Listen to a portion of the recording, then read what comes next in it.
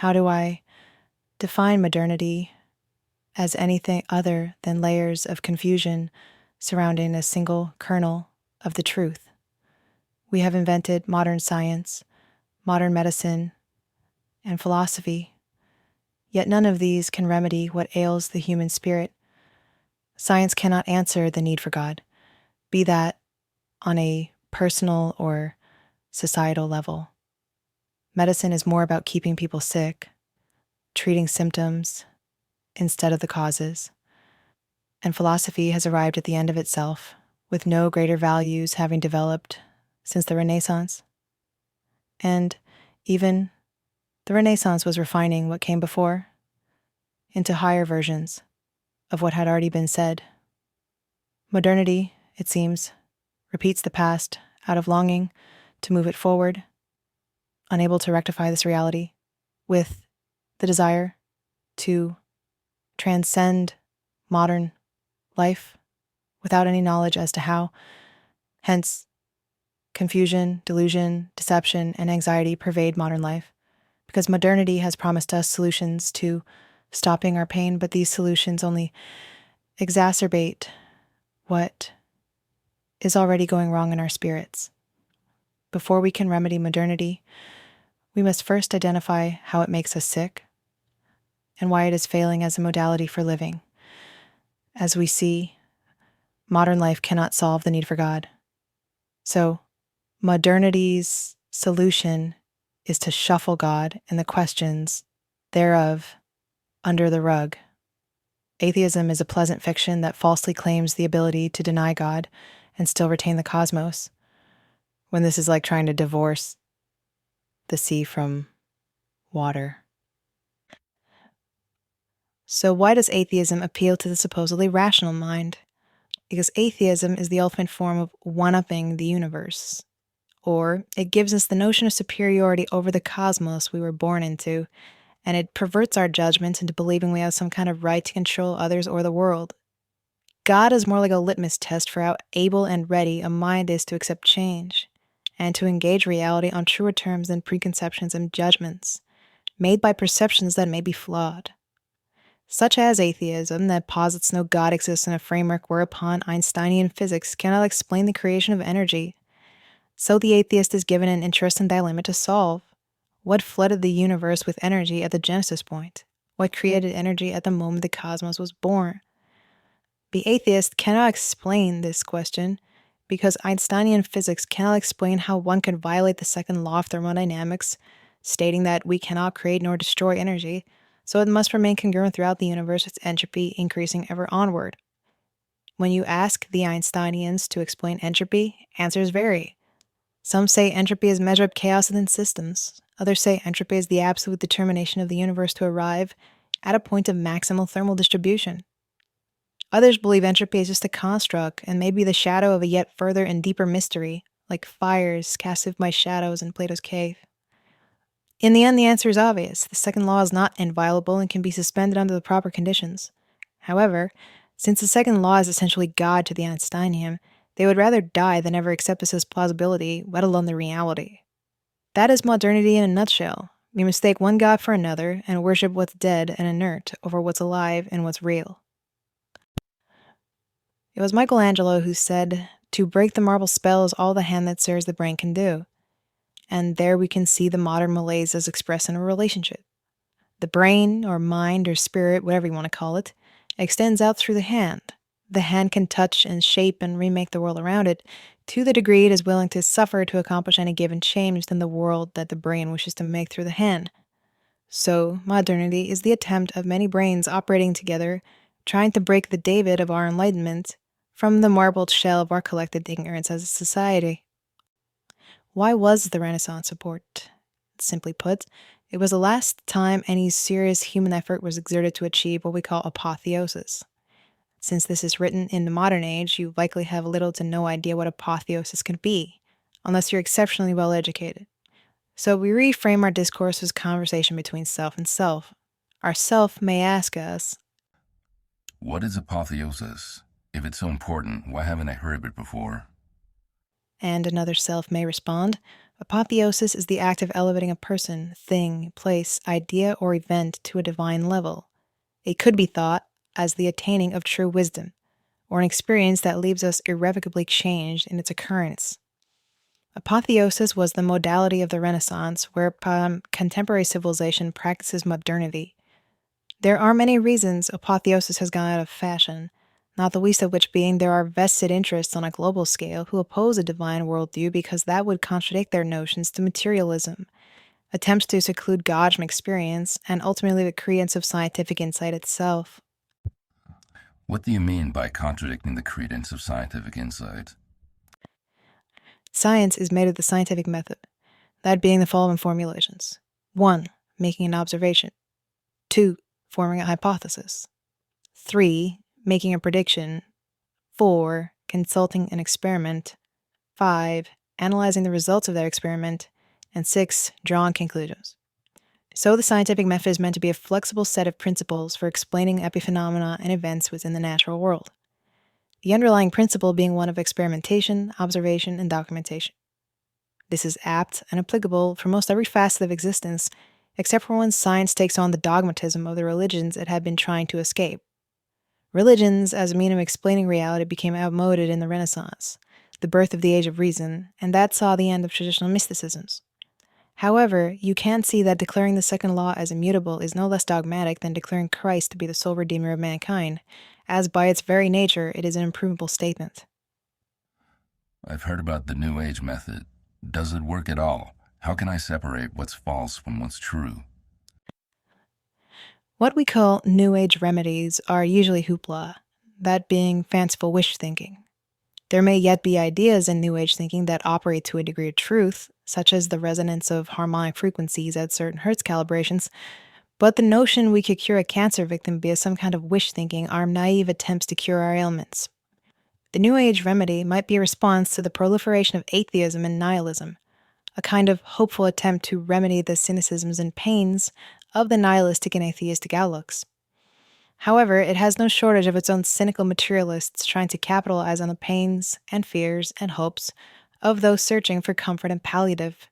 Talk of quantum healers, who think throwing the word quantum before a subject legitimizes its absurdity, taking advantage of people who do not understand the concept of quantum reality, though even they themselves may be just as guilty of that ignorance. In the end, the New Age is the attempt to solve the problems nihilism and atheism manifest forth, such as the death of divinity, deicide, and the end of meaning, absurdism. That sounds complicated. If the New Age has no answers, why do nihilism and atheism persist in their claims that we live in a dead and inert universe devoid of meaning?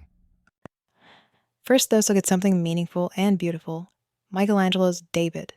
David is such a pristine, perfectly sculpted figure that even when his resting leg that carries the majority of the statue's gravity was broken during the Second World War, the statue was so well sculpted and true to the anatomy of a human that the contrasting posture of his position upheld the weight of the sculpture on the remaining leg. That is how divinely inspired the statue of David is as a representation of the ideal form of what a man can be. When you look at David, it's possible you may feel nothing. Maybe you don't understand how difficult it is to render a subject out of marble as material. Maybe you don't understand why the anatomical precision of the statue is so marvelous.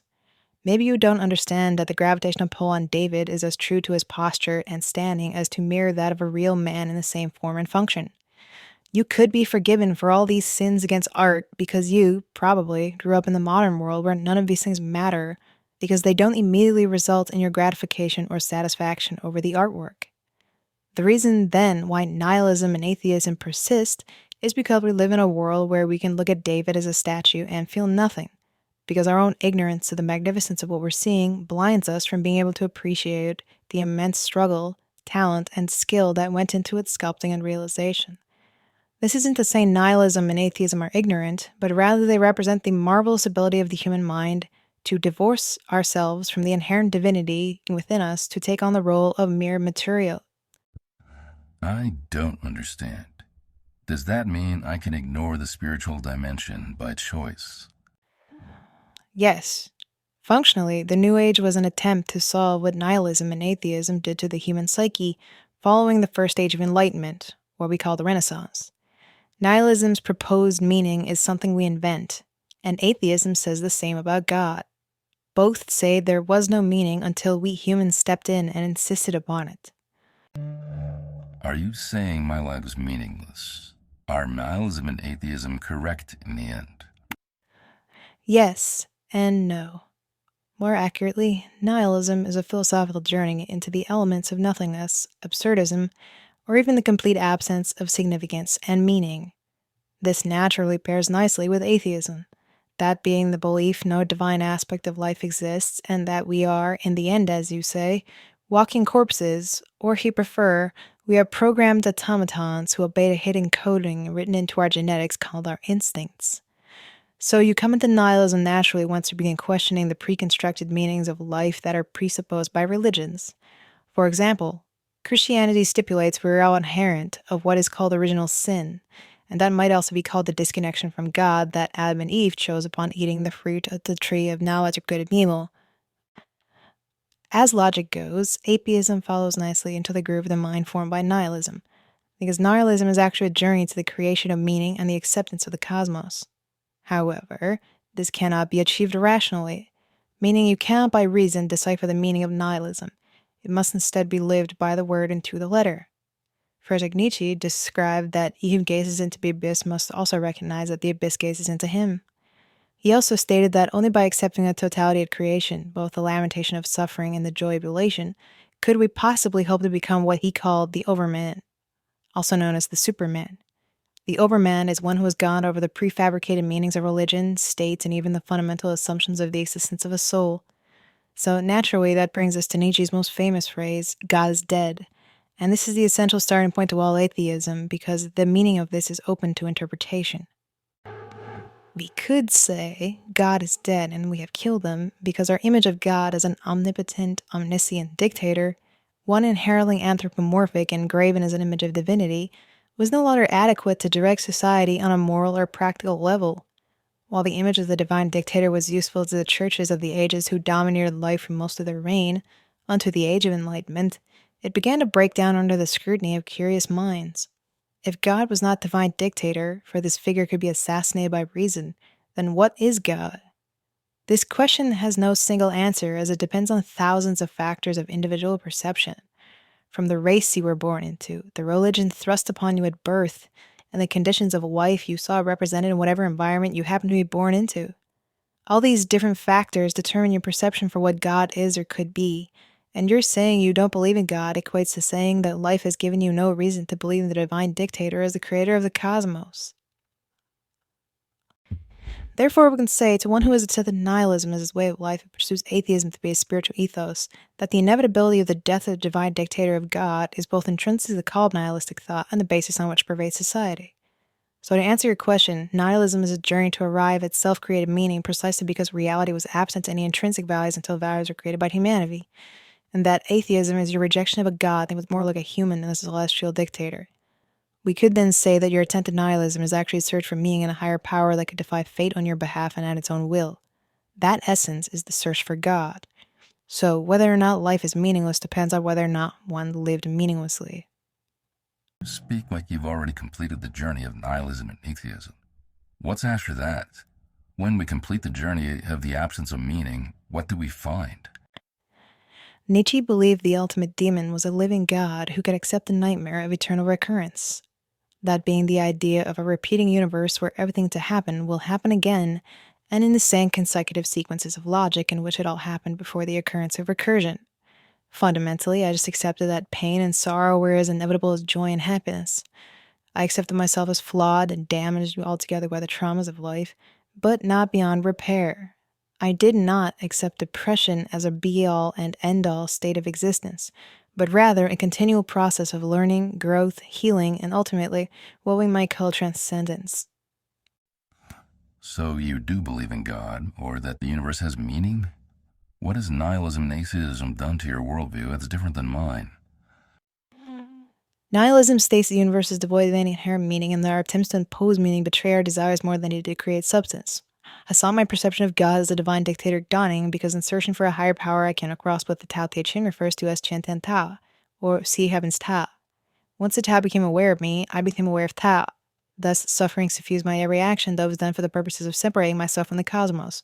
And healing followed every action that realized the truth of the cosmos and I are one and together in unity at all times. So I achieved what Zen Buddhists refer to as sadhana, or the highest state of mental concentration, whereupon it was natural to achieve a state of nirvana, that being the going out of the illusion I was separate from the cosmos in any way. By doing this, I successfully killed God as the divine dictator and saw God more as what modern mystics call source, or what we know the Tao Te Ching calls seeing heaven's Tao. Eventually, I began to realize that what we call apotheosis is actually communion with our highest, most divine selves, and that true transcendence was in accepting myself and life. That sounds like Buddhism became the solution to nihilism and atheism. How does that work? Buddhism is both a religion and a way of life. That makes no sense. What is the difference? In religion, we are placing salvation outside of ourselves and into a deific or messianic figure such as Christ, Moses, Yahuwah, Buddha, etc. We place our salvation in this figure because it grants us a sense of peace and comfort to believe a higher power is orchestrating the cosmos to our ultimate benefit, be that God or Buddha. So in this way, Buddhism can function as a religion because one can worship Buddha as a divine savior. What Buddhism means as a way of life is that we do not put achievement of nirvana only in the hands of Buddha. Instead, we say to ourselves that in this life, I will enlighten myself to truth. This is how Buddhism goes from being a religious idea to the philosophical one. We accept that we are not only what we must achieve, but that we are also what we have achieved. And to achieve as Buddha did, we just awaken ourselves to what we call Dharma. This is putting aside salvation for ourselves in the now, and that's achieving liberation. So then what does Nietzsche's eternal recurrence explain more personally according to your view? Essentially, Nietzsche saw the potential for the universe to repeat.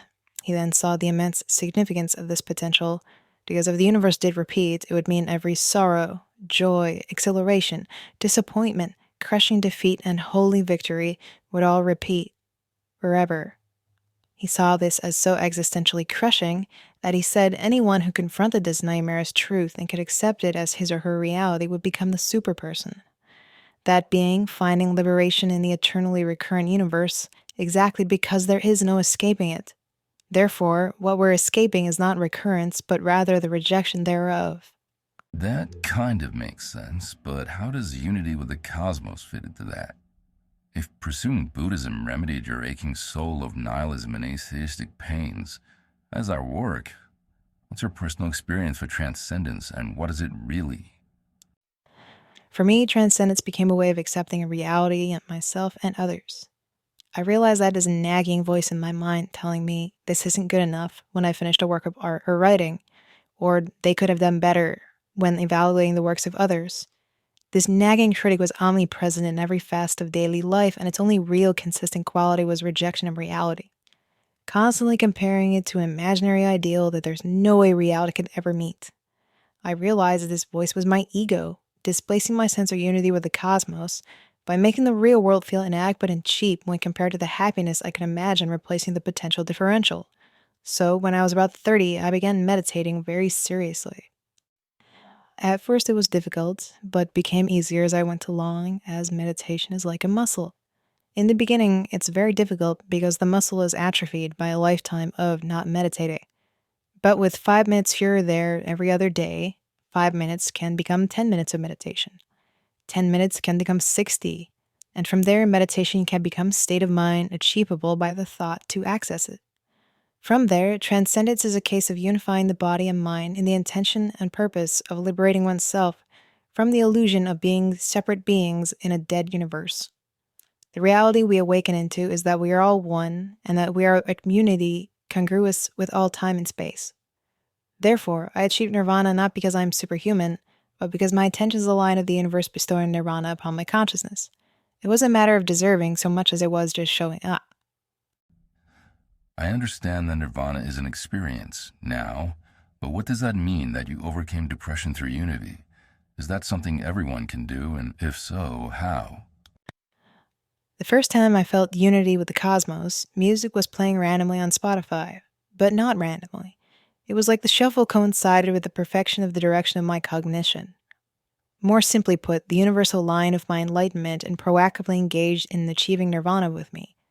In the moment of my acceleration into awakening, I instantly felt an elation of joy, self-forgiveness, love, and appreciation swell in my chest that dispelled the desire to loathe and hate life as a depressed entity, only concerned with justifying egoic separation from the unity of the cosmos. By doing this, I achieved what they call moksha, or liberation or freedom from the separation illusion. Then I witnessed Chintan Tao, and my outward God holding on to my salvation died, relinquishing my destiny to the inward divinity I was searching for in all life. I still feel sadness and hollow craving, but it's not the permanent state of depression anymore.